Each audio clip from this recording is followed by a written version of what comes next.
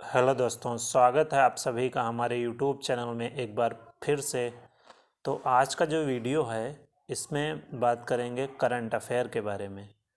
तो मैंने आज से जो करंट अफेयर की सीरीज स्टार्ट की है, तो इसमें उन्हीं टॉपिक को देखेंगे और उन्हीं इम्पोर्टेंट पॉइंट जो हैं उन्हीं को देखेंगे और आप लोगों के साथ में डिस्कस करेंगे बिल्कुल आसान भाषा में और बच्चों की तरह, जो कि आगामी कुछ वैकेंसी आने आने वाली हैं और कुछ एग्ज़ाम्स भी अभी लगे हुए हैं आगे। तो इनके लिए बहुत ही महत्वपूर्ण है ये। 1 ईयर का, लास्ट 1 ईयर का कंप्लीट करंट अफेयर रहेगा, तो इसको बहुत जल्दी फिनिश करेंगे।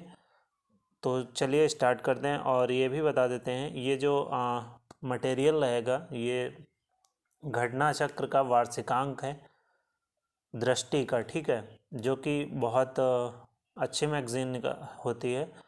तो इसमें उन्हीं बात करेंगे उसी टॉपिक पे, ठीक है। तो चलिए स्टार्ट करते हैं पॉइंट टू पॉइंट। तो ये जो स्वच्छ सर्वेक्षण 2020 जो इसकी नई योजना चली थी, इस बारे में बात करेंगे। इसमें 2 अक्टूबर 2014 को प्रधानमंत्री नरेंद्र मोदी ने स्वच्छ भारत मिशन को लॉन्च किया, ठीक है। इस मिशन का उद्देश्य 2 अक्टूबर 2019, इसको महात्मा गांधी के जन्म, ये 150वीं वर्षगांठ थी। 2 अक्टूबर 2019 को गांधी जी की 150वीं वर्षगांठ थी, ठीक है। तक भारत को एक स्वच्छ एवं खुले शौच मुक्त राष्ट्र के रूप में रूपांतरित करना था। स्वच्छता के मुद्दे पर देश भर के नगर निगमों तथा स्थानीय शहरों निकायों के मध्य स्वच्छ प्रतिस्पर्धा की भावना को जागृत करने के उद्देश्य से वर्ष 2016 में स्वच्छ सर्वेक्षण आरंभ किया गया। स्वच्छ सर्वेक्षण 2016 में 73 शहरों को शामिल किया गया। 73 शहर थे इसमें शामिल इस योजना में। इसके बाद स्वच्छ सर्वेक्षण 2017, 18, 19 क्रमशः 2017 का 434, 2018 का 4203 और 2019 का 4237 शहरों को शामिल किया गया, ठीक है। 2016 में इसमें केवल 73 थे शहर शामिल, और 2017 में 434, फिर 2018 में 4203, फिर 2019 में जो ये 4237 थे, ठीक है। आगे देखते हैं, इसको थोड़ा जूम कर लेते हैं जिससे आप लोगों को बेहतर दिखाई दे। तो ये कुछ इम्पोर्टेंट पॉइंट है, इसमें देख लेते हैं। 20 अगस्त 2020 को आवासन तथा शहरी मामलों के मंत्रालय द्वारा स्वच्छ सर्वेक्षण 2020 का परिणाम जारी किया गया। ये देख लीजिए कौन जारी करता है, ये शहरी मामलों के मंत्रालय द्वारा जारी होता है, ठीक है। स्वच्छ सर्वेक्षण ये पूछा गया है कौन जारी करता है कौन नहीं।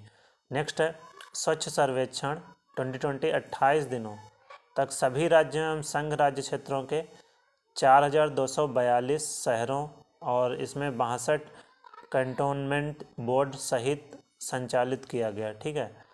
ये शहर याद रखिएगा 4242, ठीक है। नेक्स्ट पॉइंट, यह अपनी तरह का पहला डिजिटल सर्वे भी है, ठीक है। नेक्स्ट है 1098 शहरी स्थानीय निकायों को ODF तथा 483 शहरों को ODF प्लस के रूप में प्रमाणित किया गया। नेक्स्ट है कुल 6 शहरों को 5 स्टार रेटिंग प्रदान की गई, प्रमाणन दिया गया, जबकि 65 शहरों को 3 स्टार प्रमाणन तथा 70 शहरों को 1 स्टार प्रमाणन दिया गया। शीर्ष 10 शहरों, मतलब जो 10 लाख से अधिक जनसंख्या की जो शहर हैं की रैंकिंग इस प्रकार है। जो 10 लाख की जनसंख्या से अधिक जिनमें जनसंख्या रहती है उन शहरों की बात की गई है। इसमें टॉप में देख लेते हैं कौन कौन से हैं।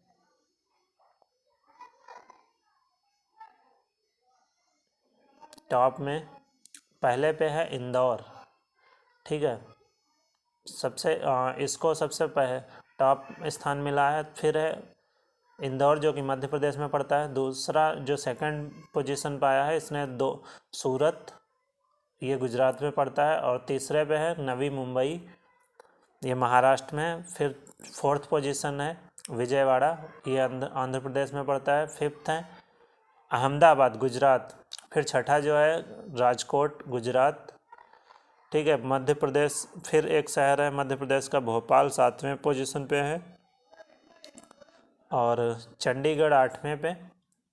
जीवीएमसी विशाखापट्टनम आंध्र प्रदेश में है, ये भी इसको 9वीं स्थान मिला है। और वडोदरा गुजरात में ये 10वां स्थान मिला है। कुल मिला के जो गुजरात के हैं इनको, इन शहरों, गुजरात के शहर ज़्यादा हैं टॉप 10 में, ठीक है। आगे बात करते हैं अब।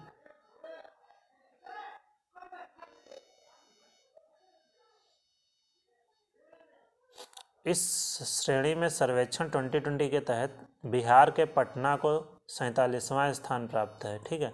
मतलब अंतिम है ये 47वां अंतिम स्थान प्राप्त, जो मतलब 10 लाख जनसंख्या के ऊपर के शहर हैं। फिर है नेक्स्ट पॉइंट, इस श्रेणी में शीर्ष 20 शहरों में उत्तर प्रदेश के 4 शहर, जो टॉप 20 की बात की गई है, उत्तर प्रदेश के 4 शहर इसमें टॉप 20 में शामिल हैं। फर्स्ट पे लखनऊ है, टोटल में 12वां स्थान है इसका, टॉप 12। फिर है आगरा, इसका 16वां स्थान मिला है। गाजियाबाद को 19वां स्थान मिला है। और प्रयागराज को 20वां स्थान मिला है, ठीक है। इंपॉर्टेंट है, ये पूछा जा सकता है यूपी के एग्ज़ाम्स में कि लखनऊ को कौन सा स्थान मिला स्वच्छ सर्वेक्षण की रिपोर्ट में, ठीक है। आगे देखते हैं, इसमें देख लीजिए लखनऊ है, फिर आगरा, गाजियाबाद, प्रयागराज, ठीक है। लखनऊ को 12वां और आगरा को 16वां, गाजियाबाद को 19वां, प्रयागराज को 20वां स्थान मिला है। ये टॉप 20 में 4 हैं यूपी के, ये भी पूछ। फिर नेक्स्ट है उत्तर प्रदेश के अन्य शीर्ष स्थान प्राप्त शहरों में कानपुर को 25वां, वाराणसी को 27वां स्थान मिला है, ठीक है। नेक्स्ट है सर्वेक्षण के तहत 1 से 10 लाख की जनसंख्या वाले शहरों की श्रेणी में प्रथम स्थान पर अंबिकापुर, छत्तीसगढ़। द्वितीय स्थान पर मैसूर, कर्नाटक तथा तृतीय स्थान पर नई दिल्ली। इसमें कह रहा है कि 1 से 10 लाख की जनसंख्या वाले शहरों के में, मतलब वो तो था ऊपर वाले 10 लाख से ऊपर वाली। और इसमें जो बताया जा रहा है, इसमें 1 से 10 लाख के बीच में जिनकी जनसंख्या है, मतलब 10 लाख से ऊपर नहीं, तो उनमें बात की गई है। उनमें फर्स्ट पे है अंबिकापुर, ये छत्तीसगढ़ में पड़ता है। फिर दूसरे पे मैसूर है, तीसरे पे नई दिल्ली, ठीक है। इसमें भी देख लेते हैं, शीर्ष स्थान प्राप्त 5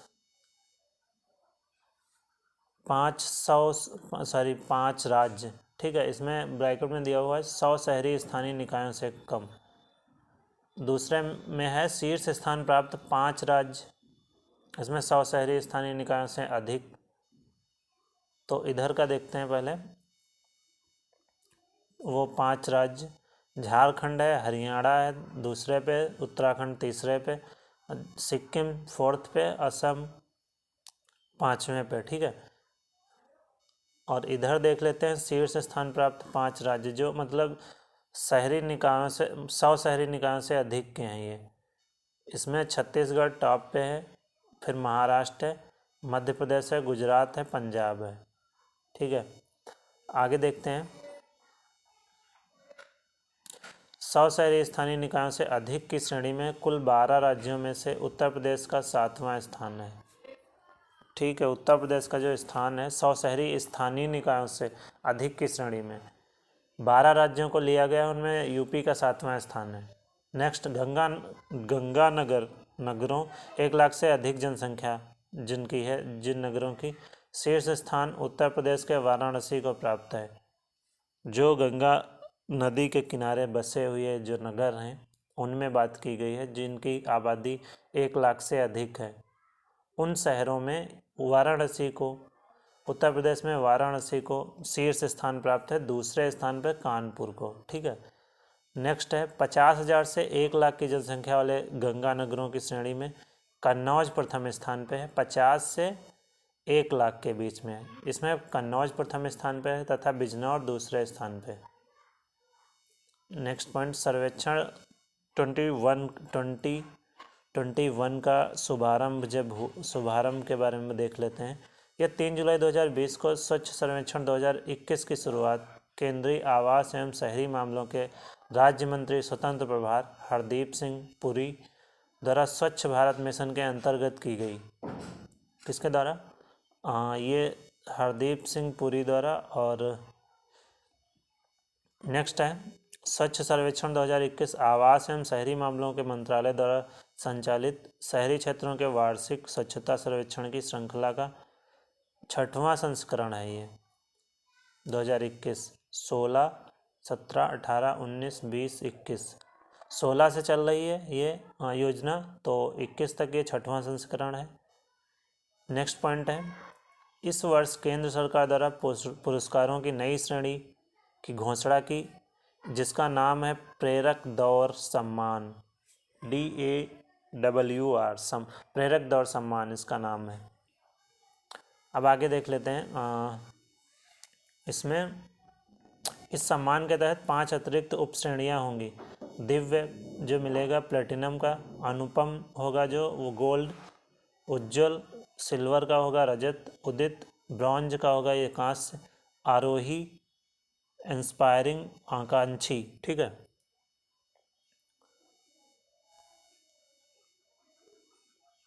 नेक्स्ट पॉइंट, इनमें से प्रत्येक में शीर्ष 3 शहरों को चुना जाएगा। ओके, शीर्ष 3 शहर सिर्फ चुने जाएंगे। फिर है नेक्स्ट, जनसंख्या श्रेणी पर शहरों का मूल्यांकन करने के वर्तमान मानदंड से अलग यह नई श्रेणी शहरों को 6 चुने हुए संकेतकों पर प्रदर्शन के आधार पर वर्गीकृत करेगी। ये संकेतन है, ये संकेत जो हैं इनमें देख लीजिएगा। इनमें कचरे को गीला, सूखा, खतरनाक श्रेणियों से विभाजित करना 2 है। गीले कचरे के खिलाफ प्रसंस्करण क्षमता, गीले और सूखे कचरे का प्रसंस्करण और पुनर्चक्रण। 4th पॉइंट, निर्माण और विध्वंस अपशिष्ट प्रसंस्करण। लैंडफिल भूमि भराव जिसका मतलब होता है में जाने वाले कचरे का प्रतिशत तथा स्वच्छ शहरों की स्वच्छता स्थिति, ये संकेत करेंगे, संकेतन नहीं है। नेक्स्ट पॉइंट है, इस वर्ष के सर्वेक्षण के अंतर्गत गीले, शुष्क और खतरनाक अपशिष्ट को अलग करने, गीले अपशिष्ट के निपटान की प्रक्रिया, गीले और शुष्क अपशिष्ट का निपटान, पुनर्चक्रण, निर्माण, मलबा निस्तारण, कचरा स्थल पर फेंके जाने वाले कचरे के मात्रा और शहरों की स्वच्छता के स्थिति पर ध्यान दिया जाएगा, जिससे देश को स्वच्छ रखा जा सके। ठीक है। आगे है, स्वच्छ सर्वेक्षण 2021 के संकेतकों के मुख्य रूप से अपशिष्ट जल उपचार एवं मल कीचड़ के पुनर्प्रयोग पर केंद्रित बनाया गया है। अब ये बहुत चर्चा में रही थी, इसके बारे में बात करते हैं। राष्ट्रीय भर्ती एजेंसी, अभी आप लोगों को पता होगा इसके बारे में, नहीं पता है जिन लोगों को उनको अभी पता हो जाएगा कि ये जो केंद्रीय वित्त मंत्री निर्मला सीतारमण जी हैं, 1 फरवरी 2020 को अपने बजट भाषण में राष्ट्रीय भर्ती एजेंसी, जिसको नेशनल रिक्रूटमेंट एजेंसी NRA बोलते हैं, के गठन का प्रस्ताव किया था, जिससे सरकारी नौकरियों की भर्ती प्रक्रिया में परिवर्तनकारी सुधार लाया जा सके। आप लोगों को बहुत अच्छी तरीके से इस बारे में पता होगा। इसके पॉइंट एक कुछ देख लेते हैं। 19 अगस्त 2020 को प्रधानमंत्री नरेंद्र मोदी की अध्यक्षता में केंद्रीय मंत्रिमंडल ने राष्ट्रीय भर्ती एजेंसी NRA की स्थापना को मंजूरी दे दी थी। डेट याद रखिए, 19 अगस्त 2020 को प्रधानमंत्री नरेंद्र मोदी की अध्यक्षता में। नेक्स्ट पॉइंट है, राष्ट्रीय भर्ती एजेंसी द्वारा केंद्र सरकार की नौकरियों में ग्रुप बी और ग्रुप सी, सिर्फ इसमें वही लोग अपीयर होंगे, ग्रुप बी की नौकरियां और ग्रुप सी की गैर तकनीकी मतलब नॉन टेक्निकल के पदों के लिए उम्मीदवारों है सामान्य योग्यता परीक्षण, कॉमन एलिजिबिलिटी टेस्ट, जिसको CET बोलते हैं, CET का आयोजन किया जाएगा। इसका मतलब ये होता है कि जो भी ग्रुप बी और ग्रुप सी की जो नौकरियां होती हैं, इनके लिए एक कॉमन एग्ज़ाम करवाएंगे, जिसका प्री सभी के लिए सेम होगा और जो मुख्य परीक्षा होगी मेन एग्ज़ाम, वो अपना अपना सभी डिपार्टमेंट अलग अलग जो भी हैं वो अपनी अपनी करा लेंगे। लेकिन जो प्री एग्ज़ाम कराता है, जैसे बैंक का ही हुआ, रेलवे का हुआ, कई सारे ऐसे हैं, तो उनका प्री जो होता है वो इसमें आ जाएगा, कॉमन एलिजिबिलिटी टेस्ट। अगर आपके पास ये सर्टिफिकेट है, ये कॉमन एलिजिबिलिटी टेस्ट का पासिंग का, तो आप लोगों को उसका सीधे मेंस एग्ज़ाम देना होगा। ठीक है, ये शायद हर 6 महीने में हो। ठीक है, अभी ये सामने आ जाएगा आप लोगों के कुछ दिनों में। नेक्स्ट पॉइंट है, इस सामान्य योग्यता परीक्षण का उद्देश्य सरकारी नौकरियों में चयन हेतु तो विभिन्न भर्ती एजेंसियों द्वारा संचालित विविध परीक्षाओं को एकल ऑनलाइन टेस्ट से प्रतिस्थापित करना। ठीक है, ये ऑनलाइन टेस्ट होगा, जो ये common eligibility test CET online होगा। ठीक है, NRA में रेल मंत्रालय, इसमें जो जो जॉब मतलब इंक्लूड होंगी उनको बताया गया है। रेल मंत्रालय मतलब रेलवे की, वित्त मंत्रालय वित्तीय सेवा विभाग, SSC, RRB, IBPS के प्रतिनिधि शामिल होंगे। ठीक है, ये सब लोग, ये जितनी भी वैकेंसी रिलीज करते हैं ये सब इसमें ही शामिल हो जाएंगे, NRA। अब बात करते हैं आगे, नेक्स्ट पॉइंट।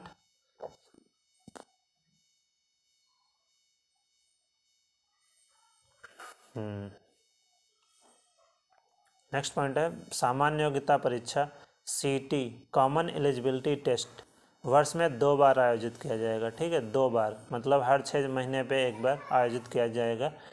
इसका आयोजन 12 प्रमुख भारतीय भाषाओं में किया जाएगा, 12। ठीक है, 12 लैंग्वेजेस होंगी हमारे ऑल ओवर इंडिया में, जिसमें आप लोग कंफर्टेबल हो उसमें दे सकते हैं। नेक्स्ट पॉइंट है, सामान्य योग्यता परीक्षण CET मुख्यतः 3 स्तरों पर आयोजित की जाएगी। स्नातक, ठीक है, इसके मतलब स्तर भी बटे हुए होंगे। स्नातक के लिए अलग होगी, उच्च माध्यमिक जो 12वीं उत्तीर्ण है उसके लिए अलग होगी, और मैट्रिक 10वीं की अलग होगी। ये 3 स्तरों पर आयोजित की जाएगी। ठीक है, और नेक्स्ट पॉइंट है, राष्ट्रीय भर्ती एजेंसी द्वारा उम्मीदवारों को शॉर्ट लिस्ट करने के लिए केवल प्रथम स्तर Tier 1 की परीक्षा आयोजित की जाएगी। वहीं भर्ती की अंतिम चयन प्रक्रिया Tier 1, सेकेंड, Tier 2 एंड 3 के लिए परीक्षा का आयोजन संबंधित एजेंसी, देखो इसमें बताया गया है वही बात, SSC, RRB, IBPS द्वारा किया जाएगा। मतलब Tier 1 के लिए सिर्फ है, बाकी ये जब क्वालिफाई कर लोगे तो आप लोगों की जो आगे का Tier 1, Tier 2 एंड 3 है, वो जो परीक्षा आयोजन संबंधी एजेंसी हैं वहीं करवाएंगे। ठीक है, नेक्स्ट पॉइंट, आरंभ में राष्ट्रीय भर्ती एजेंसी द्वारा SSC, RRB, IBPS की परीक्षाओं का आयोजन किया जाएगा। बाद में इसके अंतर्गत अन्य भर्ती परीक्षाओं को भी शामिल किया जाएगा। अभी फिलहाल में तो SSC, RRB, IBPS ही शामिल किया जाएगा, आगे अन्य भी परीक्षाओं को इसमें शामिल किया जा सकता है। नेक्स्ट पॉइंट है, उम्मीदवारों द्वारा सामान्य योग्यता परीक्षा में प्राप्त स्कोर 3 वर्षों की अवधि के लिए मान्य होगा। ये जो आप लोग पास करेंगे कॉमन एलिजिबिलिटी टेस्ट, ये सिर्फ 3 वर्ष के लिए ही वैलिड होगा। ठीक है, अगर ये 3 वर्ष में आप कोई भी जॉब नहीं पा पाते हैं तो आपको फिर से ये देना होगा, एक्सपायर ये हो जाएगा। और नेक्स्ट है, देश के प्रत्येक ज़िले में परीक्षा केंद्र होगा, मतलब देश के सभी ज़िलों में परीक्षा केंद्र होगा। वहीं 117 आकांक्षी जिलों में परीक्षा के बुनियादी ढांचे को बनाने पर विशेष ध्यान दिया जाएगा।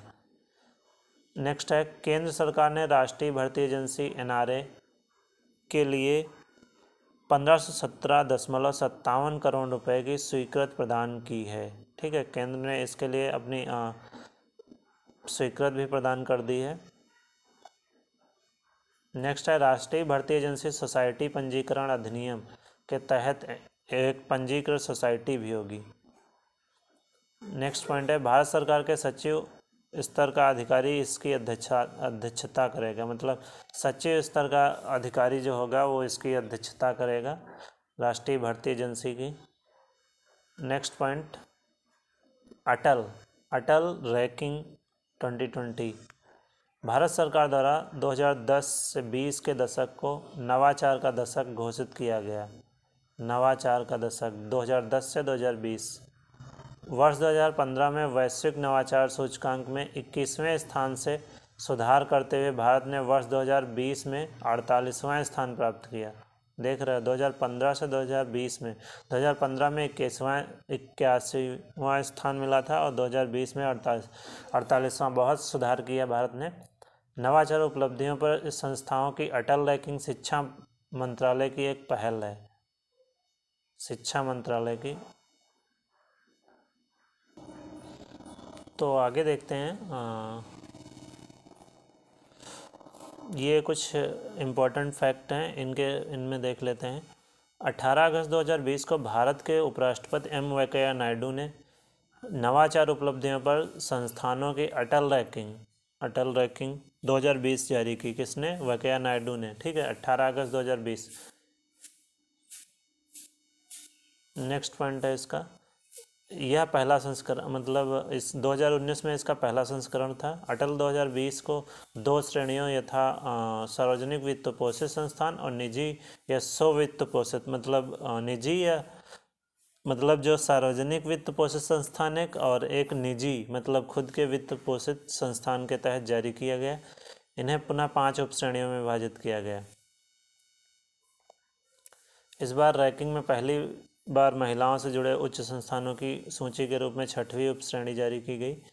नेक्स्ट है राष्ट्रीय महत्व के संस्थानों, केंद्रीय विश्वविद्यालय एवं केंद्रीय वित्त पोषित तकनीकी संस्थानों की सूची में भारतीय प्रौद्योगिक संस्थान मद्रास को प्रथम स्थान मिला है। ठीक है, मद्रास को प्रथम स्थान। भारतीय प्रौद्योगिक संस्थान IIT बॉम्बे, ठीक है, ये बॉम्बे को दूसरा स्थान मिला है। भारतीय प्रौद्योगिकी IIT दिल्ली, इसको तीसरा स्थान मिला है। फर्स्ट पे मद्रास, दूसरे को मुंबई बॉम्बे और तीसरे को दिल्ली। ठीक है, अब नेक्स्ट पॉइंट देखते हैं। इस सूची में भारतीय प्रौद्योगिक जो IIT कानपुर है इसको 6वां स्थान और अलीगढ़ मुस्लिम यूनिवर्सिटी को 11वां स्थान, बनारस हिंदू विश्वविद्यालय को 13वां स्थान। कानपुर को 6ठा, ये पूछा जा सकता है, यूपी की बात हो रही है। और अलीगढ़ मुस्लिम यूनिवर्सिटी को 11वां, बनारस हिंदू विश्वविद्यालय को 13वां। नेक्स्ट पॉइंट है निजी या स्ववित्त पोषित विश्वविद्यालयों की सूची में कलिंगा औद्योगिक प्रौद्योगिकी संस्थान KIIT उड़ीसा को प्रथम, SRM विज्ञान एवं प्रौद्योगिकी संस्थान तमिलनाडु को द्वितीय स्थान तथा वेल्लोर प्रौद्योगिकी संस्थान तमिलनाडु को तृतीय स्थान प्राप्त है। निजी की बात हो रही है, ठीक है। और नेक्स्ट है पहली बार सम्मिलित किए गए महिलाओं से संबंधित उच्च शिक्षा संस्थानों की सूची केवल सरकारी एवं सरकारी सहायता प्राप्त श्रेणी में Avinashilingam institute for home science and higher education for women Tamil Nadu को प्रथम स्थान तथा Indira Gandhi Delhi technical university for women Delhi को द्वितीय स्थान प्राप्त है। ये महिला में बात हो रही है, ठीक है। फिर है अंडमान निकोबार कनेक्टिविटी प्रोजेक्ट। अंडमान निकोबार को मतलब कनेक्ट करने का प्रोजेक्ट एक तैयार किया है। इसमें देखते हैं, अंडमान निकोबार राष्ट्रीय सुरक्षा के लिहाज से भारत का एक संवेदनशील क्षेत्र है। भारत की एक्ट ईस्ट नीति में भी इसकी महत्वपूर्ण भूमिका रही, ठीक है। इसी के मद्देनजर प्रधानमंत्री नरेंद्र मोदी ने यहाँ के लोगों को डिजिटल इंडिया से जोड़ने के लिए 30 दिसंबर 2018 को पोर्ट ब्लेयर में सबमरीन ऑप्टिकल फाइबर केबल परियोजना की आधारशिला रखी। पोर्ट ब्लेयर में, ठीक है, सबमरीन ऑप्टिकल फाइबर केबल परियोजना। इसके कुछ इम्पोर्टेंट फैक्ट तथ्य देख लेते हैं। 10 अगस्त 2020 को प्रधानमंत्री नरेंद्र मोदी ने वीडियो कॉन्फ्रेंसिंग के माध्यम से अंडमान निकोबार द्वीप समूह के submarine optical fibre cable OFC optical fibre cable परियोजना की शुरुआत की। पूछा जा सकता है कौन सी परियोजना, तो ऑप्टिकल फाइबर केबल, ठीक है। नेक्स्ट पॉइंट है, इसके द्वारा अंडमान निकोबार द्वीप समूह के लोगों को हाई स्पीड ब्रॉडबैंड कनेक्टिविटी उपलब्ध होगी। ब्रॉडबैंड कनेक्टिविटी आप लोगों को पता होगा, कमेंट बॉक्स में बताइए आप लोग। नेक्स्ट पॉइंट है, इसके तहत चेन्नई एवं पोर्ट ब्लेयर के मध्य 2x200 GB/सेकंड तथा पोर्ट ब्लेयर से अन्य द्वीपों यथा स्वराज द्वीप, जिसको पहले हेवलॉक बोला जाता था, Little Andaman, Car Nicobar, Kamorta, Great Nicobar, Long Island तथा और रंगट के मध्य 2x100 GB/सेकंड सुविधा प्राप्त होगी। ये फ़ायदा होगा इससे। ठीक है, नेक्स्ट है, परियोजना के तहत समुद्र के भीतर करीब 2300 किलोमीटर तक केबल बिछाया गया है। इस पर लगभग 1224 करोड़ रुपए की लागत आई है। ये दूरी 2300 किलोमीटर की केबल। नेक्स्ट है, परियोजना की वित्त पोषण भारत सरकार द्वारा संचार मंत्रालय के दूर संचार विभाग के अधीन यूनिवर्सल सर्विस ऑब्लिगेशन फंड के माध्यम से किया जाएगा। ठीक है,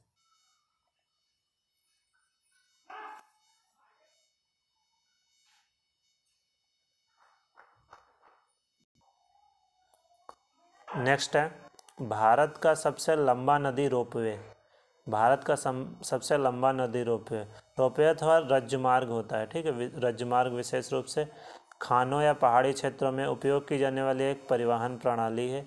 इनमें केबलों के माध्यम से बुक्सेनुमा केबिनों द्वारा परिवहन किया जाता है।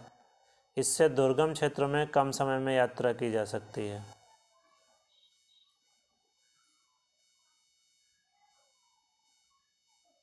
नेक्स्ट इसके कुछ इम्पोर्टेंट फैक्ट देख लेते हैं।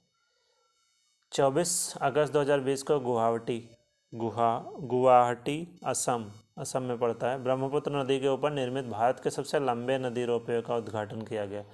नदी है ब्रह्मपुत्र नदी, याद रखिएगा। ठीक है, इस रोपवे की लंबाई ये याद रखिएगा 1.82 किमी है। ठीक है, वर्ष 2006 में गुवाहाटी महानगर विकास प्राधिकरण को इस रोपवे के निर्माण हेतु अधिकृत किया गया था। इसकी लागत जो आई है 56.08 करोड़ रुपए। ठीक है, नेक्स्ट पॉइंट, इस रोपवे गुवाहाटी शहर के कचरी घाट को उत्तरी गुवाहाटी के डोल गोविंदा मंदिर से जोड़ता है।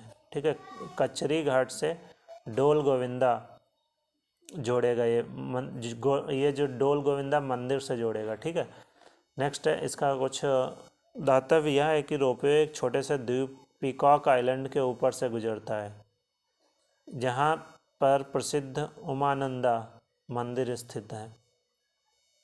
अब नेक्स्ट है, आत्मनिर्भर भारत सप्ताह।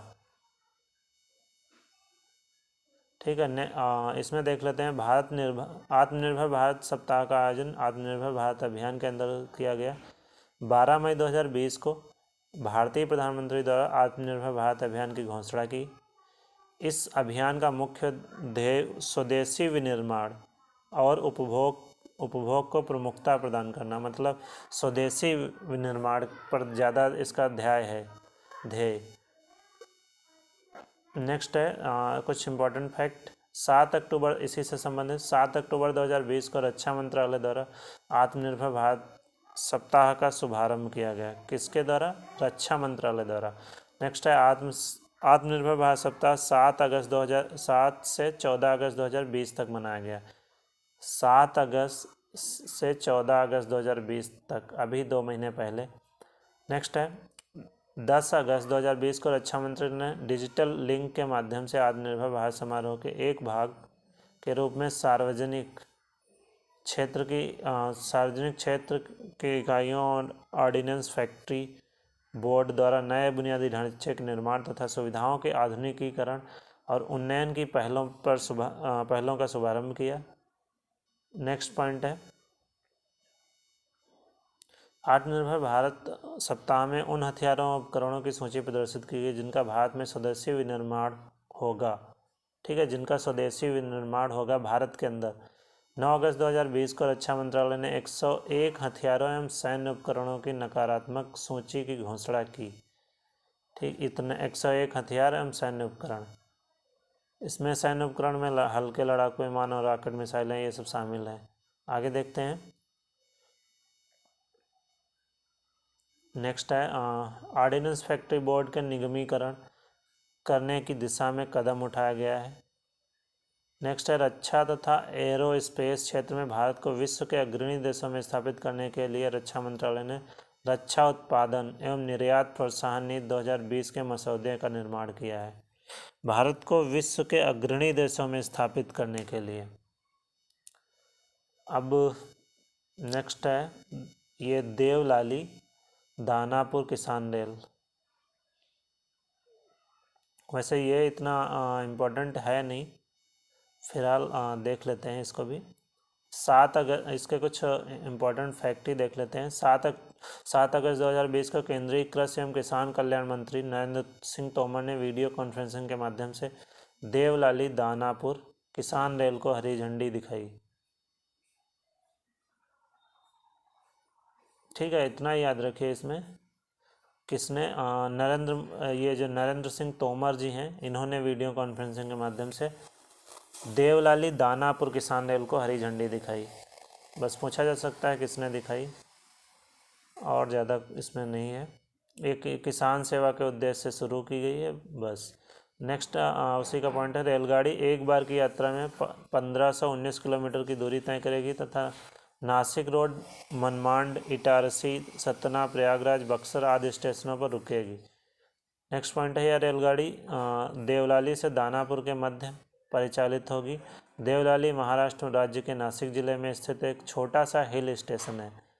दानापुर बिहार राज्य के पटना जिले में स्थित है। ठीक है, ये नगर है बिहार में। देवलाली महाराष्ट्र में और दानापुर ये बिहार में पड़ता है। तो वहाँ से देवलाली से चलकर दानापुर तक ये ट्रेन आएगी, 1519 किमी की दूरी तय करेगी।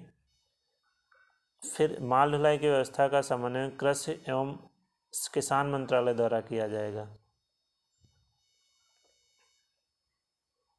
अब इसमें ये कुछ ज़्यादा नहीं है, ये देखते हैं। भारत जल संसाधन सूचना प्रणाली।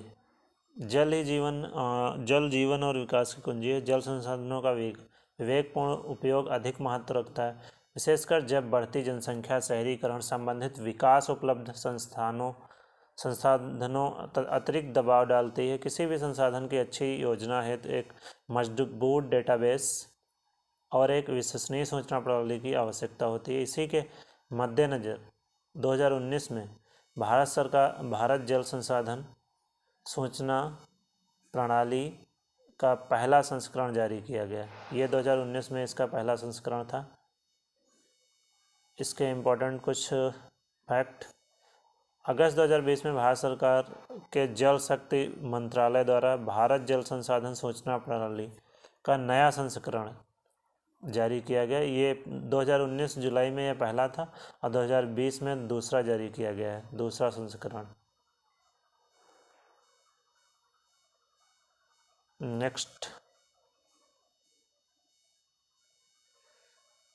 नेक्स्ट पॉइंट है, देखते हैं। नया संस्करण नई कार्यक्षमताओं विशेषताओं से युक्त है, जो कि वेब पोर्टल www.indiawric.gov.in के माध्यम से जन सामान्य को वर्षा, भूमिगत जल स्तर, जलाशय भंडार, वाष्पन उत्सर्जन, मृदा आर्द्रता इत्यादि से संबंधित जानकारी प्रदान करेगा। इन चीज़ों के बारे में ये जो वेबसाइट है, इस पर जानकारी मिल जाएगी।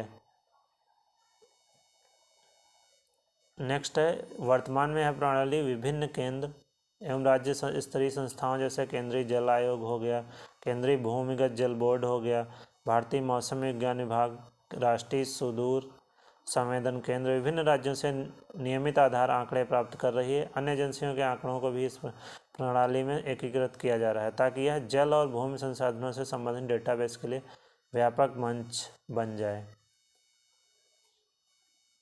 बाकी इंडिया WRIC को अद्यतन बनाए रखने के लिए राष्ट्रीय जल सूचना विज्ञान केंद्र की स्थापना की गई। NWIC इस प्रणाली से प्राप्त जन सामान्य के साथ साथ किसानों, नियोजकों, प्रशंसकों और विशेषज्ञों, अनुसंधानकर्ताओं इत्यादि सभी लाभदायक होंगे, सबको लाभ मिलेगा इससे। अब आते हैं श्री राम जन्मभूमि तीर्थ क्षेत्र का न्यास और गठन के बारे में बात करेंगे, जो कि इम्पोर्टेंट भी है, यूपी का मसला है। क्योंकि इसमें देखते हैं 9 अगस्त 2019 को अयोध्या प्रकरण के संदर्भ में सर्वोच्च न्यायालय द्वारा किए गए ऐतिहासिक फैसले के अनुपालन के संदर्भ में भारत सरकार द्वारा अयोध्या में भव्य राम मंदिर निर्माण के लिए 5 फरवरी 2020 को श्री राम जन्मभूमि तीर्थ क्षेत्र न्यास के गठन को प्रस्ताव को स्वीकृति प्रदान कर दी गई। तो ये डेट याद रखिएगा, 5 फरवरी 2020 को। ठीक है, आगे देखते हैं इम्पोर्टेंट फैक्ट। 5 अगस्त 2020 को अयोध्या में प्रस्तावित भगवान श्री राम मंदिर के निर्माण हेतु भूमि पूजन देशवासियों के प्रतिनिधि के रूप में प्रधानमंत्री द्वारा किया गया। नेक्स्ट पॉइंट, राम जन्मभूमि तीर्थ क्षेत्र न्यास की प्रथम बैठक 19 फरवरी 2020 को नई दिल्ली में संपन्न हुई, जिसमें अध्यक्ष तथा अन्य सदस्यों का चुनाव किया गया। पहली बैठक दिल्ली में आयोजित हुई थी इसकी। नेक्स्ट, राम जन्मभूमि तीर्थ क्षेत्र न्यास में कुल 15 सदस्य होंगे, जिसमें से एक सदस्य सदैव दलित समाज से रहेगा। ठीक है, तो इसमें ज़्यादा इतना ही इम्पोर्टेंट है, बाकी का इम्पोर्टेंट जो बता रहा हूँ वही फैक्ट थोड़ा ध्यान दीजिएगा बस।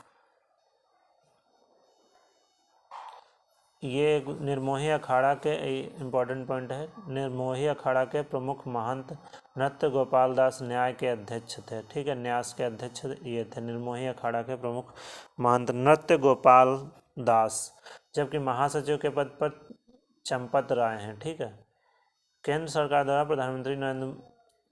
प्रधानमंत्री के पूर्व प्रधान सचिव नृपेंद्र मिश्रा को मंदिर निर्माण समिति का अध्यक्ष बनाया गया। इनको नृपेंद्र मिश्रा को याद रखिएगा आप लोग। ठीक है, और ये कुछ सदस्य दे रखे हैं।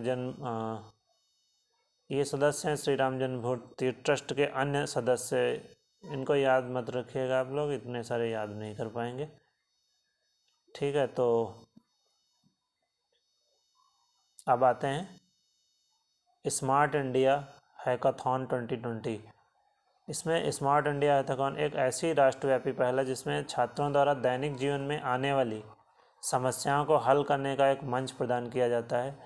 यह वह कार्यक्रम है जो छात्रों को अलग अलग तरीके से सोचने के लिए प्रेरित करने के साथ ही अनेक उत्पादों को नए तरीके से विकसित करने की संस्कृति को बदल देता है। हैकाथॉन को 2 भाग होते हैं। हैकाथॉन ये सॉफ्टवेयर तथा हैकाथॉन हार्डवेयर। ठीक है, 2 भाग होते हैं। इसमें इम्पोर्टेंट फैक्ट जो है, 4 अगस्त 2020 को स्मार्ट इंडिया हैकाथॉन के चौथा संस्करण 2020 में हुआ।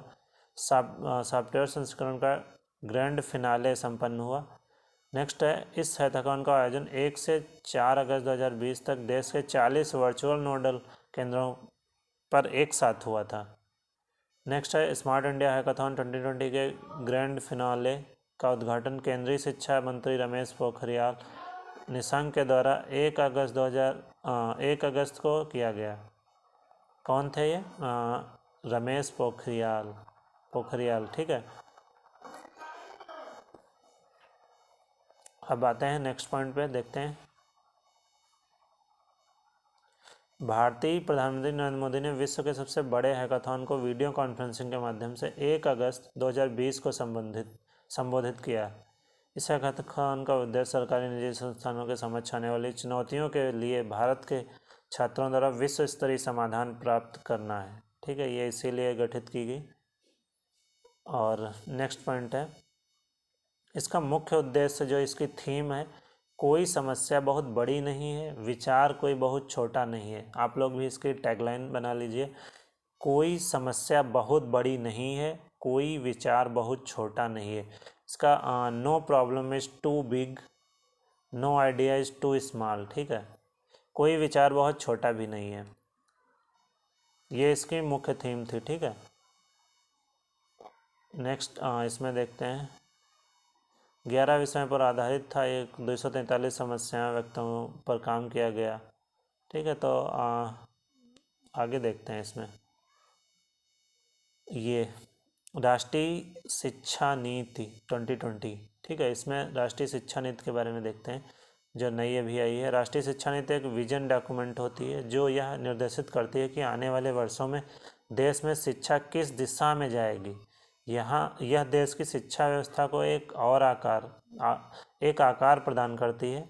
देश में सर्वप्रथम वर्ष 1968 में राष्ट्रीय शिक्षा नीति जारी की गई थी, जो फर्स्ट टाइम 1968 में। इसके बाद वर्ष 1986 में दूसरी राष्ट्रीय शिक्षा नीति जारी की, जिसमें वर्ष 1992 में कुछ संशोधन किए गए। ये 1986 में जब जारी की गई तो 1992 में कुछ करेक्शन किए गए। फिर हाल ही में भारत सरकार द्वारा नई राष्ट्रीय शिक्षा नीति 2020 को मंजूरी प्रदान कर दी गई। ठीक है, अब 2020 नई शिक्षा नीति लागू होगी। इसके कुछ इंपॉर्टेंट फैक्ट देख लेते हैं। 29 जुलाई 2020 को केंद्र सरकार द्वारा, डेट इंपॉर्टेंट है, 29 जुलाई 2020 के केंद्र सरकार द्वारा नई राष्ट्रीय शिक्षा नीति 2020 को मंजूरी प्रदान की गई। यह नीति 3 से 18 वर्ष के सभी बच्चों के लिए पाठ्यचर्या और शिक्षण शास्त्रीय आधार पर 5+3+3+4 की एक नई व्यवस्था की बात करती है। फिर है नेक्स्ट पॉइंट, इस संदर्भ में वर्तमान में 10+2 की व्यवस्था लागू है। 5+3+3+4 के व्यवस्था को क्रमशः आधारभूत, मतलब जो बेस हम लोगों का होगा वो 5 वर्ष होगा। उसके बाद में प्रारंभिक शिक्षा होगी, ये 3 वर्ष की होगी। फिर मध्य शिक्षा 3 वर्ष तथा माध्यमिक 4 वर्ष में विभाजित किया गया है। तो 5, 3, 8 और 8, 3, 11 और फिर ये 4। तो ये जो 10+2, इसमें यही बताया गया है कि 10+2 व्यवस्था लागू है। और नेक्स्ट पॉइंट पे बात करते हैं। आधारभूत चरण के 5 वर्ष में से 3 वर्ष तक बच्चा आंगनवाड़ी, हाँ इसमें क्लियर किया गया है आगे, 5 वर्ष में से 3 वर्ष तक बच्चा आंगनवाड़ी, जो पहला मतलब चरण है आधारभूत 5 वर्ष, इसमें 5 वर्ष में से 3 वर्ष तक बच्चा आंगनवाड़ी, प्री स्कूल बाल वाटिका में रहेगा। जब वह 6 वर्ष का होगा तो कक्षा 1 में प्रवेश मिलेगा। ठीक है, फिर अगले 3 वर्षों में कक्षा 2, फिर अगले 2 वर्षों में कक्षा 2 की पढ़ाई पूरी होगी। प्रारंभिक चरण 3 वर्ष, कक्षा 3 से 5 तक की पढ़ाई होगी। इसमें उम्र होगी बच्चे की 8 से 11 वर्ष। ठीक है, देन जो मध्य चरण है 3 वर्ष ये भी रहेगा। इसमें कक्षा 6 से 8 तक की पढ़ाई होगी, उम्र 11 से 14 वर्ष की होगी। फिर उसके बाद में जो माध्यमिक चरण होगा ये 4 वर्ष का होगा। 4 वर्ष का होगा, मतलब 5+3+3+4 ये माध्यमिक चरण है 4 वर्ष का। इसमें कक्षा 9 से 12 तक की पढ़ाई संपन्न होगी। इसमें उम्र होगी 14 से 18 वर्ष। ठीक है, अब नेक्स्ट पॉइंट देखते हैं।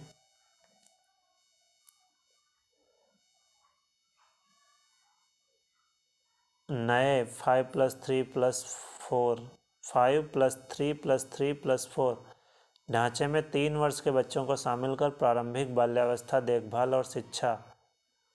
इसमें जो 3 वर्ष हैं बच्चे की शुरुआती, इसमें प्रारंभिक बाल्यावस्था देखभाल और शिक्षा, early childhood children education ECCE की एक मजबूत बुनियाद को शामिल किया गया है, जिससे आगे चलकर बच्चे का बेहतर विकास हो सकेगा। वर्ष 2030 तक प्री स्कूल से माध्यमिक स्तर तक 100% सकल नामांकन अनुपात ग्रॉस इनरोलमेंट रेशियो GR प्राप्त करने का लक्ष्य है। मतलब 2030 तक ये कंप्लीट कर देंगे, मतलब हर एक स्कूल में लागू कर देंगे। और ये घरेलू भाषा में ही रहेगा, घरेलू भाषा, मातृभाषा, स्थानीय भाषा। ठीक है, और ज़्यादा है नहीं इसमें कुछ।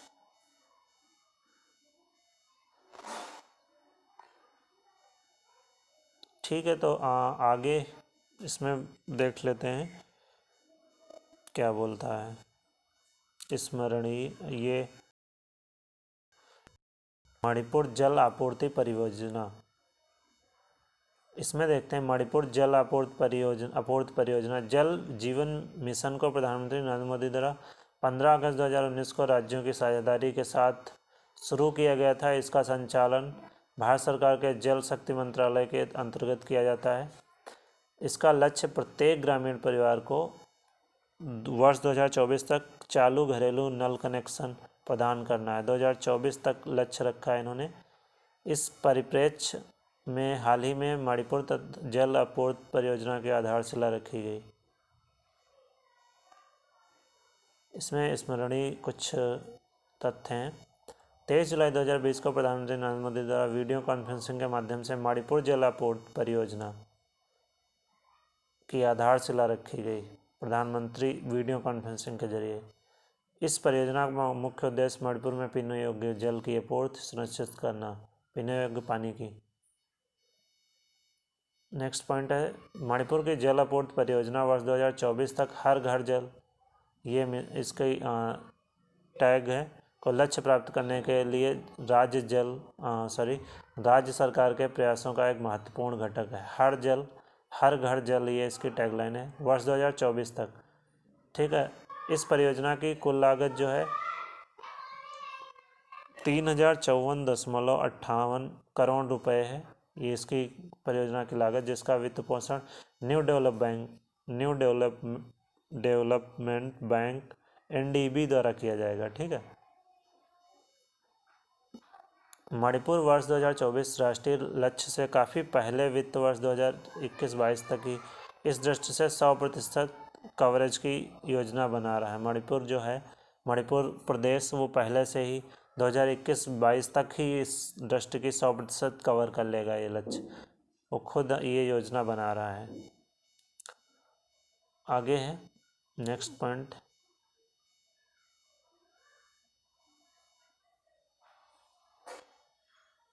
सुपोषित माँ अभियान। सुपोषित माँ अभियान भारत व्याप्त पोषण अल्पता को दूर करने के लिए किया गया है। यह अभियान भावी पीढ़ियों को उत्तम स्वास्थ्य और उचित पोषण लाभ प्रदान करने की दृष्टि से महत्वपूर्ण है। इसका उद्देश्य गर्भवती माताओं और नवजात शिशुओं का संपूर्ण विकास सुनिश्चित करना है। इसके कुछ इम्पोर्टेंट जो फैक्ट हैं वो देख लीजिए। हाल ही में महिला एवं बाल विकास मंत्री स्मृति ईरानी की उपस्थिति में लोकसभा ओम बिरला द्वारा भामाशाह मंडी परिसर कोटा राजस्थान से सुपोषित माँ अभियान प्रारंभ किया गया। ये राजस्थान से मतलब कोटा से प्रारंभ हुआ इसका। इस अभियान के पहले चरण इसमें स्मृति ईरानी महिला बाल विकास मंत्री हैं, ये इनकी उपस्थिति में ओम बिरला द्वारा। ठीक है। नेक्स्ट ये याद रखिए बस 2-4 पॉइंट। इस अभियान के पहले चरण में 12 महीनों के लिए 1000 गर्भवती महिलाओं को 17 किलोग्राम संतुलित आहार की किट प्रदान की जाएगी। मतलब 12 महीनों के लिए 1000 महिलाओं को 17 किलोग्राम की, और ये संतुलित आहार की किट, इसमें सब कुछ होगा, पोषण वाली चीज़ें, पोषक तत्व। ठीक है। यह अभियान गर्भवती महिलाओं और किशोरियों के लिए पोषण संबंधी सहायता उपलब्ध कराएगा। अभियान के तहत नवजात शिशुओं और गर्भवती महिलाओं दोनों को आच्छादित किया गया है। अभियान के प्रथम चरण की शुरुआत पायलट योजना के तौर पर 1000 महिलाओं के साथ की गई। बाद में इसे अन्य चरणों के तहत संपूर्ण भारत में भी लागू किया जाएगा। सुपोषित माँ अभियान किट में गेहूँ, चना, मक्का, ज्वार और बाजरे का आटा, गुड़, दलिया, दाल, मूंगफली, देसी घी, भुने हुए चने, अन्य पोषक आहार शामिल हैं। इसमें इतना आइटम गेहूँ, चना, मक्का, ज्वार और बाजरे का आटा, गुड़, दलिया, दाल, मूंगफली, देसी घी, भुने हुए चने, अन्य पोषक आहार भी शामिल हैं इसमें।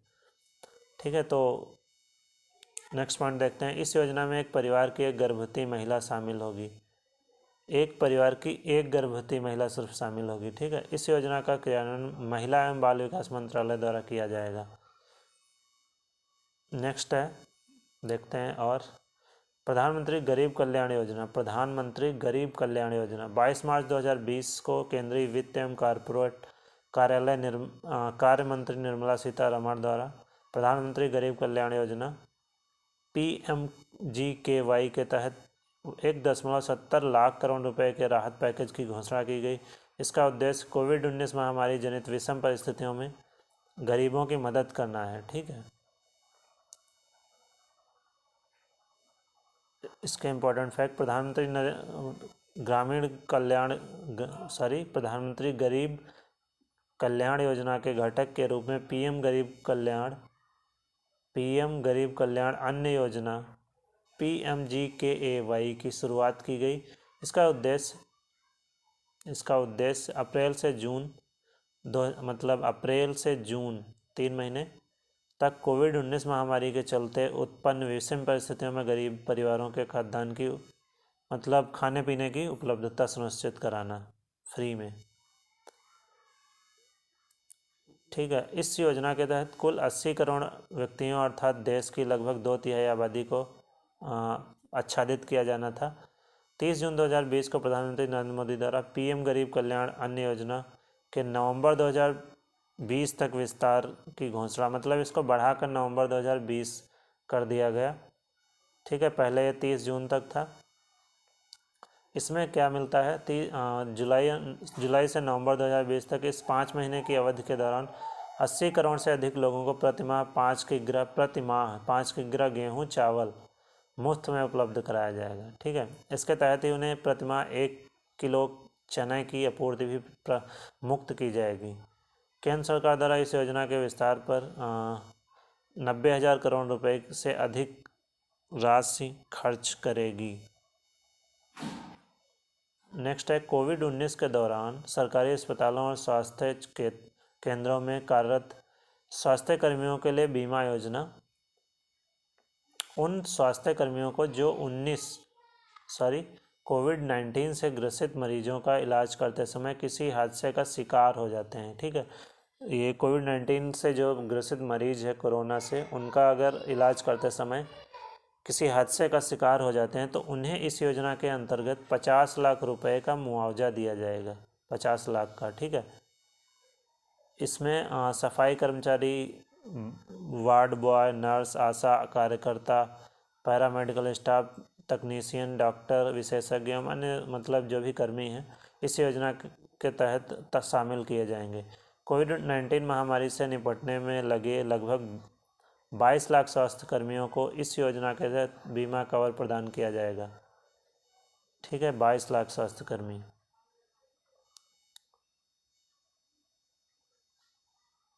और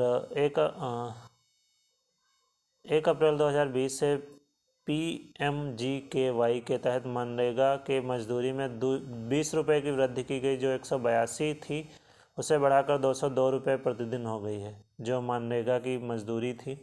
ठीक है, इससे देश के लगभग 13.62 करोड़ परिवार लाभान्वित होंगे। नेक्स्ट है, 100 या उससे कम कर्मचारियों वाले ऐसे प्रतिष्ठान जिनके 90% या उससे अधिक कर्मचारियों का मासिक वेतन 15,000 रुपये से कम है, ऐसे कर्मचारियों के EPF खातों में मार्च मई 2020 के दौरान उनके मासिक भत्ते की 24% राशि के केंद्र सरकार द्वारा भुगतान का प्रावधान इस योजना के तहत किया जाएगा। अब आते हैं नेक्स्ट, गरीब कल्याण रोजगार अभियान।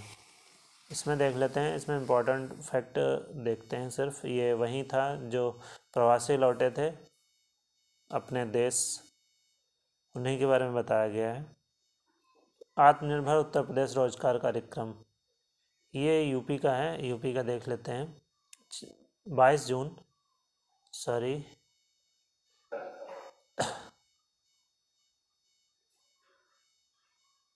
इधर है, इसके कुछ जो इम्पोर्टेंट फैक्ट, 20 जून 2020 को प्रधानमंत्री नरेंद्र मोदी द्वारा गरीब कल्याण रोजगार अभियान का शुभारंभ किया। यह अभियान प्रधानमंत्री द्वारा वीडियो कॉन्फ्रेंसिंग के माध्यम से बिहार राज्य के खगड़िया जिले के तेलीहर ग्राम से शुरू किया गया।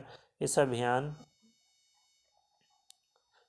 का उद्देश्य कोविड-19 महामारी से प्रभावित बड़ी संख्या में अपने गांव वापस लौटने वाले प्रवासी कामगारों को सशक्त बनाना और उन्हें अपने क्षेत्रों में आजीविका के अवसर उपलब्ध कराना था।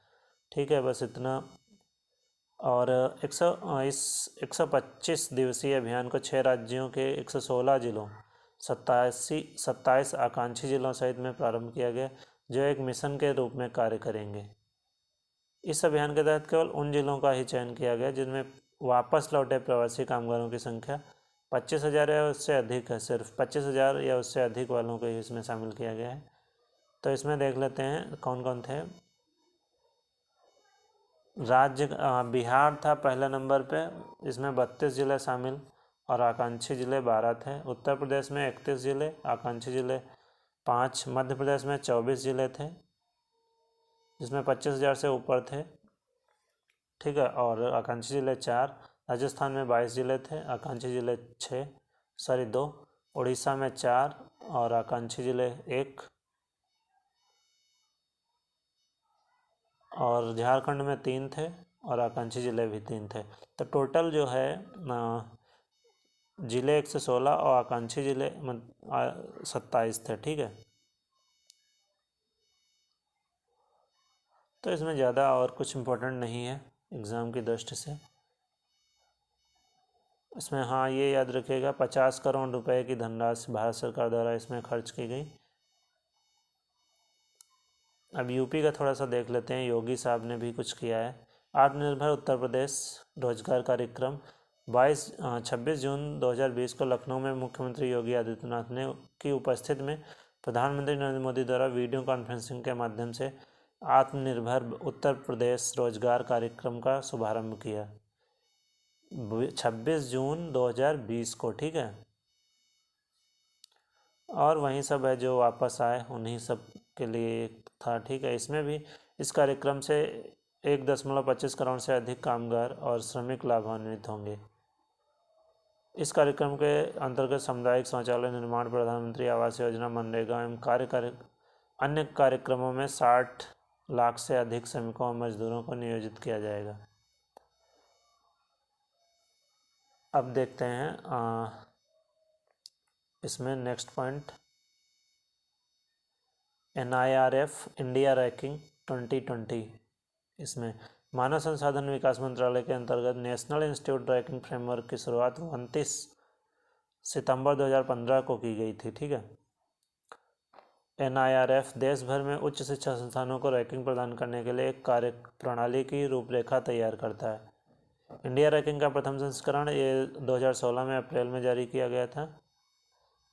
इसके कुछ इम्पोर्टेंट फैक्ट देखो। 11 जून 2020 को मानव संसाधन विकास मंत्री रमेश पोखरियाल निशंक ने नेशनल इंस्टीट्यूशनल रैंकिंग फ्रेमवर्क के अंतर्गत देश में उच्च शिक्षण संस्थानों की इंडिया रैंकिंग 2020 जारी की थी। रमेश पोखरियाल ने, ठीक है। यह मतलब इसका इंडिया रैंकिंग का ये 5वां संस्करण है। 2016 में फर्स्ट टाइम इसमें समग्र श्रेणी के तहत संस्थानों की रैंकिंग जारी की गई थी। और इसमें बाकी कुछ नहीं है सही आप लोगों के लिए।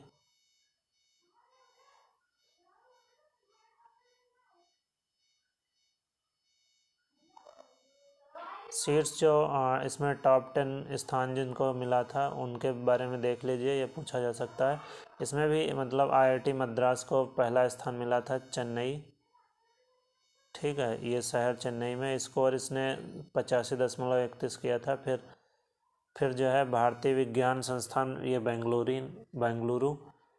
तीसरे पे है IIT दिल्ली, नई दिल्ली, ठीक है। IIT बॉम्बे चौथा पोजीशन, IIT खड़गपुर ये 5वां, IIT कानपुर को छठा, आपने पीछे देख लिया है, ठीक है। बनारस को 10वां, ये सब देख लिया है।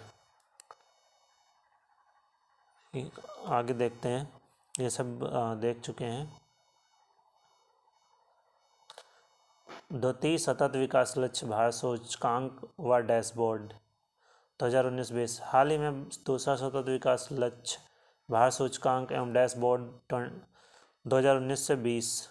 Second SDG index India index and dashboard 2019-20 NITI Aayog द्वारा जारी किया गया, नीति आयोग द्वारा, ठीक है। इसको ध्यान में रखिएगा। इस रिपोर्ट को नीति आयोग सांख्यिकी और कार्यक्रम कार्यान्वयन मंत्रालय भारत सरकार, संयुक्त राष्ट्र Bharat global green growth institute के संयुक्त सहयोग से तैयार किया गया है। यह रिपोर्ट भारत के सभी राज्य केंद्र शासित प्रदेशों द्वारा संयुक्त राष्ट्र के SDG 2030 को प्राप्त करने के संदर्भ में उनकी प्रगतिशीलता को दर्शाती है। चूँकि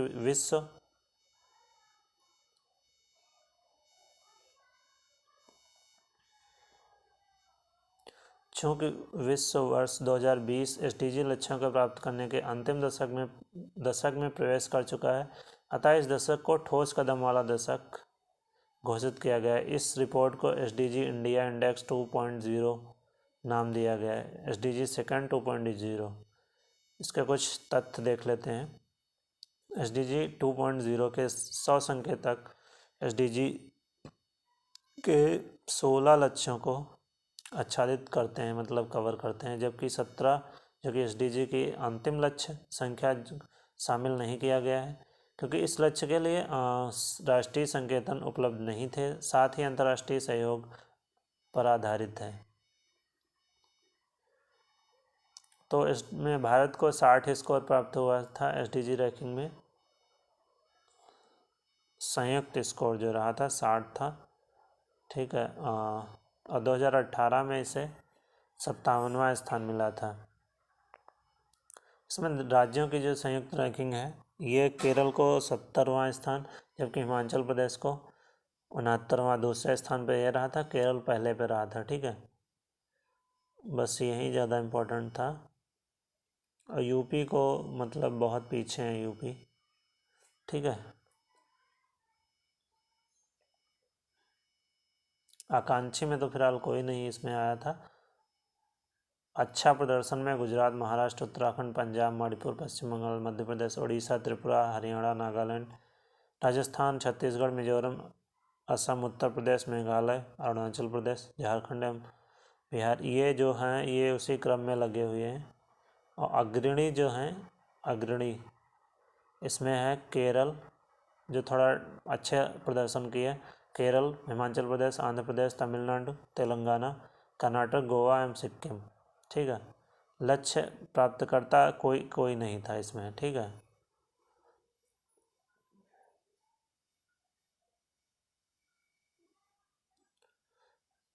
और संयुक्त राज्य क्षेत्र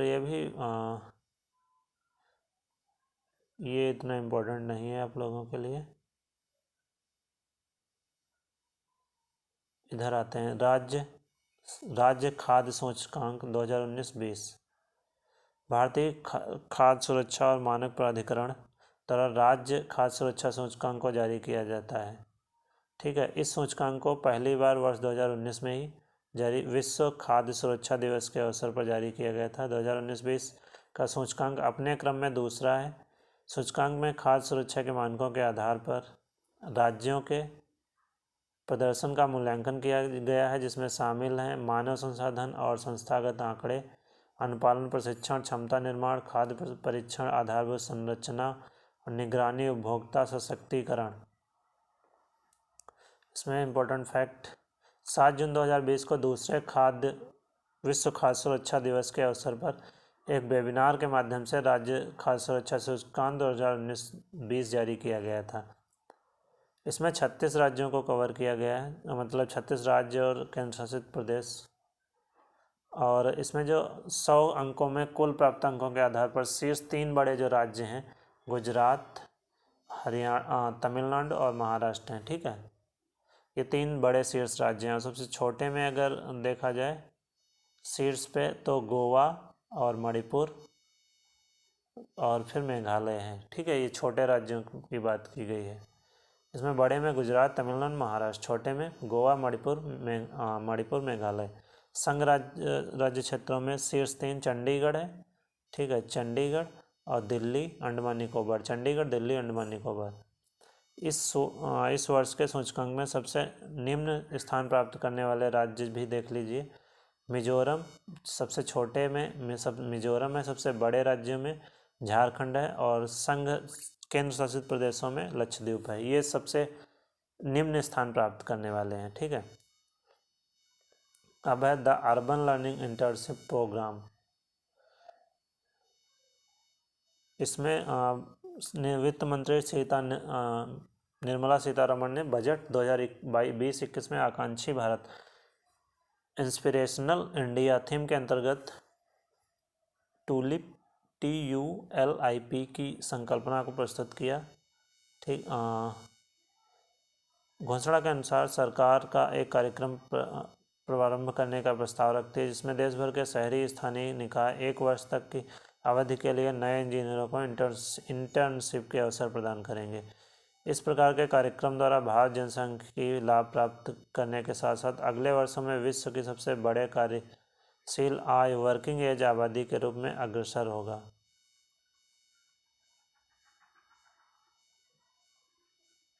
नेक्स्ट पॉइंट, इम्पोर्टेंट फैक्ट, 4 जून 2020 को केंद्रीय मानव संसाधन विकास मंत्री रमेश पोखरियाल निशंक, आवासन एवं शहरी मामलों के राज्य मंत्री स्वतंत्र प्रभार हरदीप सिंह पुरी एवं अखिल भारतीय तकनीकी शिक्षा परिषद द्वारा संयुक्त रूप से अपनी तरह के the urban learning internship program का शुभारंभ किया था। ठीक है, ये इंटर्नशिप कराएंगे नए इंजीनियर को। नेक्स्ट पॉइंट है, स्मार्ट सिटी पहल का हिस्सा होगा ये, और स्थानीय शहरी निकायों स्मार्ट सिटी के नए स्नातकों को इंटर्नशिप का अवसर उपलब्ध कराया जाना है। वर्ष 2025 तक 1 करोड़ इंटर्नशिप का लक्ष्य निर्धारित किया है इन लोगों ने। ठीक है, तो आगे देखते हैं, ये प्रधानमंत्री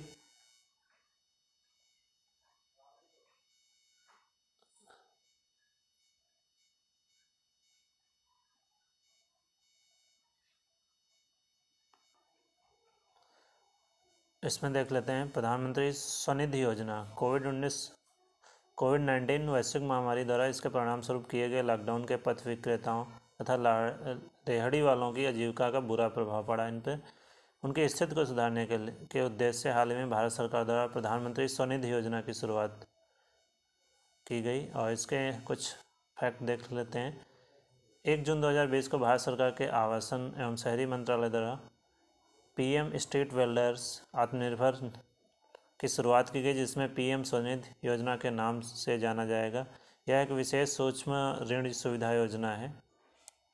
ठीक है, और यह एक केंद्रीय क्षेत्र की योजना भी है जो कि कोविड-19 के चलते आरोपित लॉकडाउन के ढील होने के पश्चात पथ विक्रेताओं आपको अपनी आजीविका चलाने और रोजगार प्रारंभ करने के लिए किफ़ायती होगा। इसमें पूंजीगत ऋण की सुविधा प्रदान की जाएगी। ठीक है, और ये योजना का कार्यकाल जो होगा ये मार्च 2022 तक निर्धारित किया गया, मार्च 2022 तक। आगे देख लेते हैं, अधिकतम 10,000 रुपये इसमें दिए जाएंगे पूंजीगत ऋण में।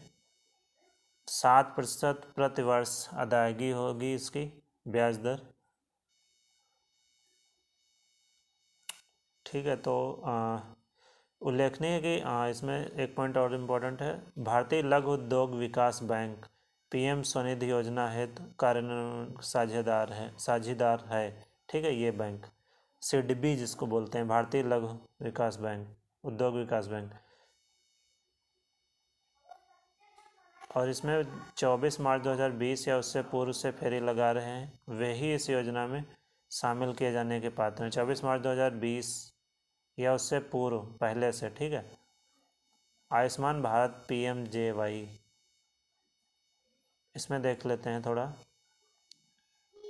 23 सितंबर 2018 को प्रधानमंत्री नरेंद्र मोदी द्वारा रांची झारखंड में प्रधानमंत्री जन आरोग्य योजना PMJ का शुभारंभ किया गया। यह विश्व में सबसे बड़ी पूर्णतः सरकार द्वारा वित्त पोषित स्वास्थ्य बीमा योजना है। सार्वभौमिक स्वास्थ्य कवरेज के विजन को प्राप्त करने के लिए राष्ट्रीय स्वास्थ्य नीति 2017 की अनुशंसा के आधार पर इस योजना को लॉन्च किया गया।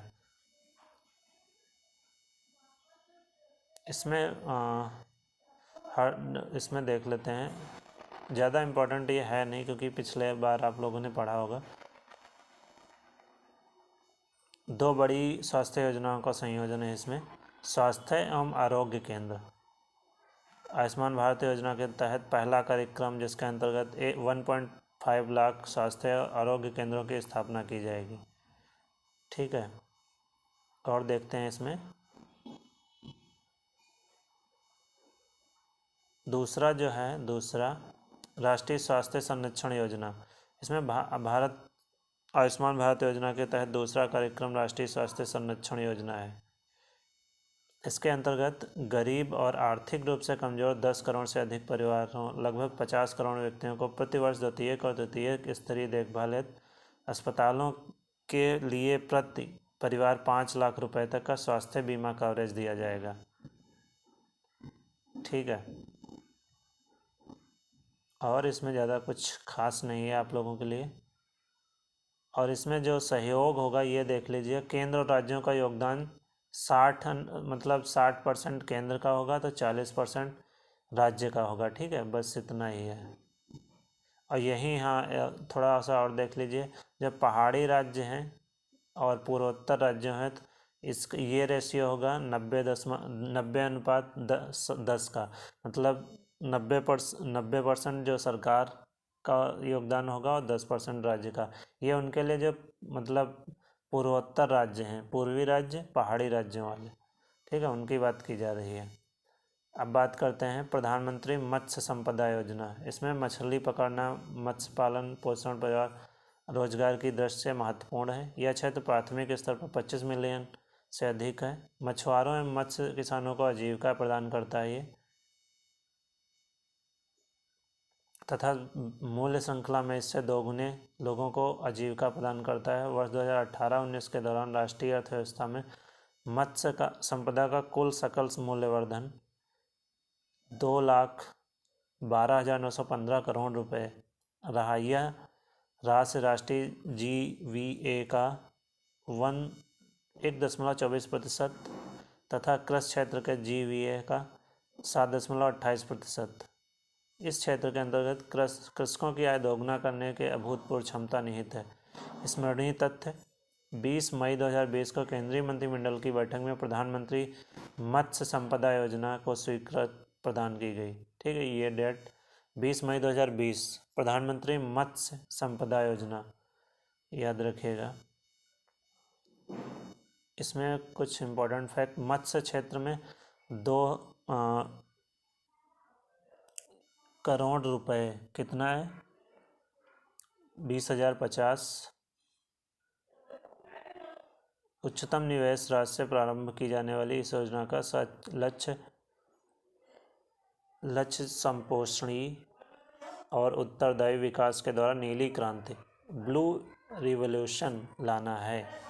ठीक है, इसको ही मछली वाला बोलते हैं, मछली क्रांति। और ज़्यादा इसमें कुछ खास नहीं है आप लोगों के लिए। नेक्स्ट देखते हैं।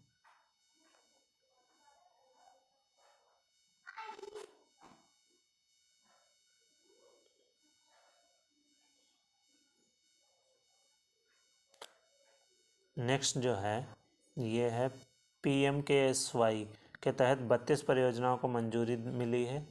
2017 भारत सरकार द्वारा एक महत्वाकांक्षी योजना scheme for agro marine processing and development of agro processing clusters, यह संपदा से याद रखिएगा, स्वीकृति प्रदान की गई। वर्तमान में संपदा का नाम बदलकर प्रधानमंत्री किसान संपदा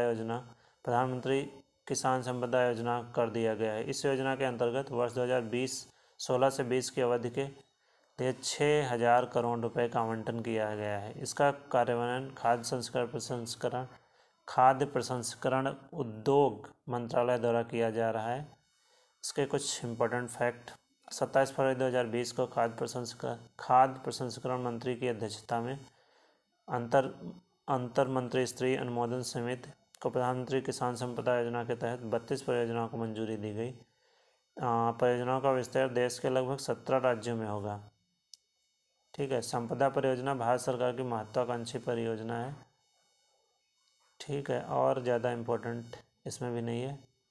लास्ट पॉइंट देख लीजिए, खाद्य प्रसंस्करण उद्योगों में स्वचालित मार्ग के तहत 100% प्रत्यक्ष विदेशी निवेश की अनुमति है। FDI 100% स्वचालित मार्ग के तहत 100% प्रत्यक्ष विदेशी निवेश की अनुमति है। ठीक है, विदेशी निवेश। ठीक है, इसमें फिर नेक्स्ट पॉइंट है वधावन में नया प्रमुख बंदरगाह। वर्तमान में देश में कुल 12 प्रमुख बंदरगाह हैं, जिनमें दीनदयाल बंदरगाह कांडला मुंबई, JNPT मोरमुगाओ, न्यू बेंगलोर, कोचीन, चेन्नई, कामराजार, पहले एन्नौर, जियो चिदम्बरम, विशाखापट्टनम, पारादीप, कोलकाता, हल्दिया सहित शामिल हैं इसमें।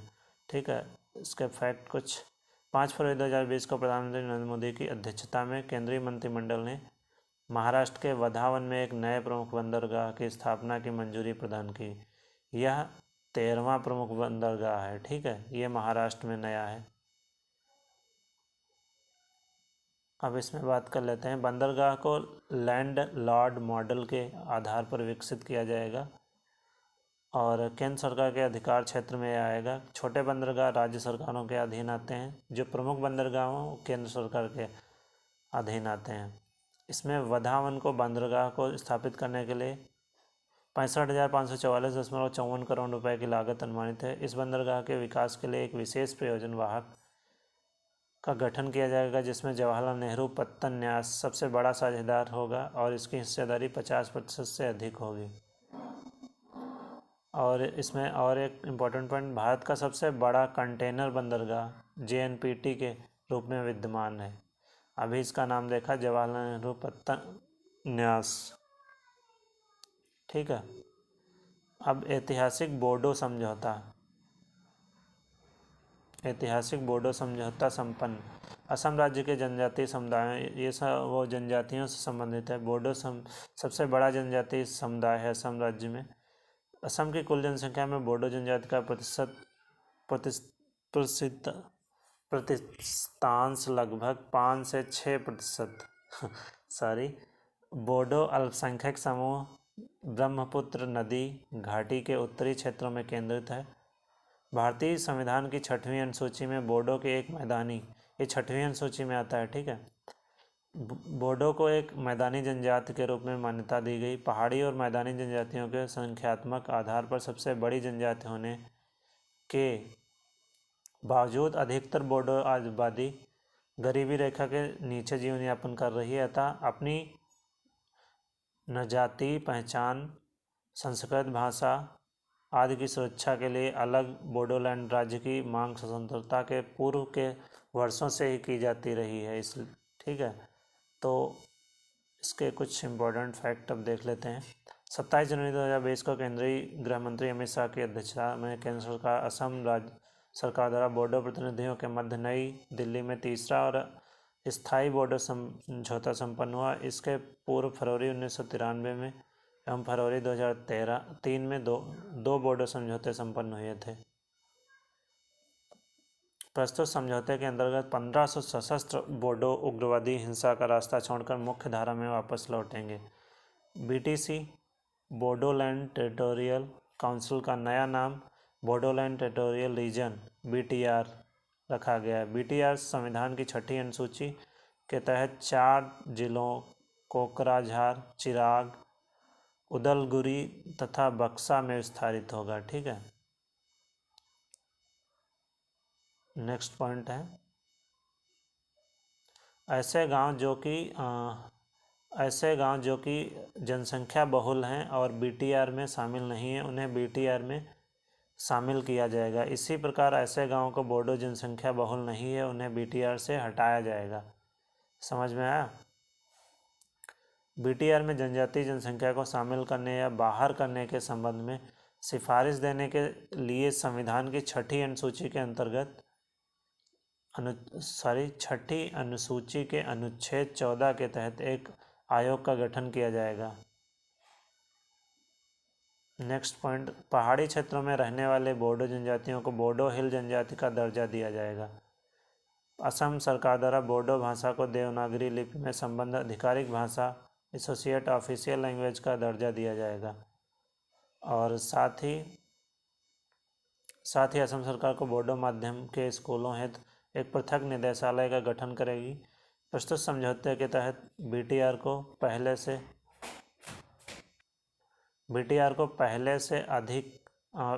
से अधिक विधायी, कार्यकारी, प्रशासनिक एवं वित्तीय अधिकार प्राप्त होंगे। ठीक है, BTR नेक्स्ट पॉइंट, BTR के बाहर स्थित बोडो बहुल गांव के विकास हेतु कच्छारी कल्याण परिषद, बोडो कच्छारी कल्याण परिषद का गठन किया जाएगा। ठीक है, तो ये आज के लिए इतना ही, और कल हम लोग बात करेंगे ये जो आंध्र प्रदेश की 3 राजधानियां हैं इनके बारे में बात करेंगे। आंध्र प्रदेश की 3 राजधानियां हैं। ठीक है, तो ये जो है बहुत इम्पोर्टेंट सीरीज चल रही है करंट अफेयर की, घटना चक्र दृष्टि की। ठीक है, तो इसको पूरा इम्पोर्टेंट फैक्ट जो हैं इसके, वो हम लोग आपके साथ में डिस्कस कर रहे हैं, और ये बहुत जल्दी कवर हो जाएगी।